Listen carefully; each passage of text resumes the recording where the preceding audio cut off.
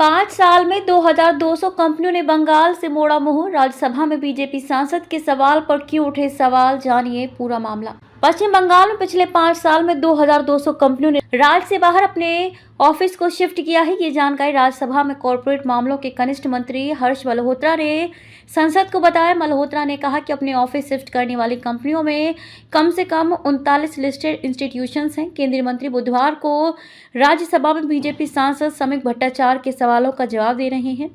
खास बात है कि राज्यसभा में इस सवाल को लेकर ही सवाल खड़े कर दिया गया है। सवाल पर हुआ हंगामा। मल्होत्रा के जवाब ने तृणमूल कांग्रेस को सांसद के सवालों को पक्षपाती और भ्रामक करार दिया। टीएमसी ने बीजेपी पर पूरी तरह से बंगाल विरोधी होने का आरोप लगाया। टीएमसी के राज्यसभा सांसद और पार्टी प्रवक्ता साकेत गोखले ने गुरुवार को कहा कि ये सवाल ही पक्षपातपूर्ण और भ्रामक है।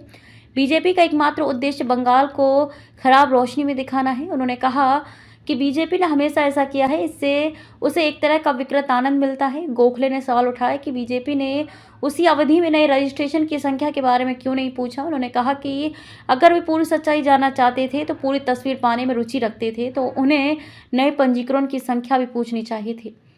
कंपनियों के अपने अपने कारण। संसद में अपने जवाब में मल्होत्रा ने कहा कि कंपनियों ने अपने हेड ऑफिसेज को ट्रांसफर करने के लिए कई कारण बताए हैं। इनमें प्रशासनिक और ऑपरेशनल सुविधा से लेकर लागत, दक्षता और बेहतर मैनेजरियल कंट्रोल तक शामिल हैं। हालांकि ये निर्दिष्ट नहीं किया गया है कि फर्म कहां शिफ्ट हुई है।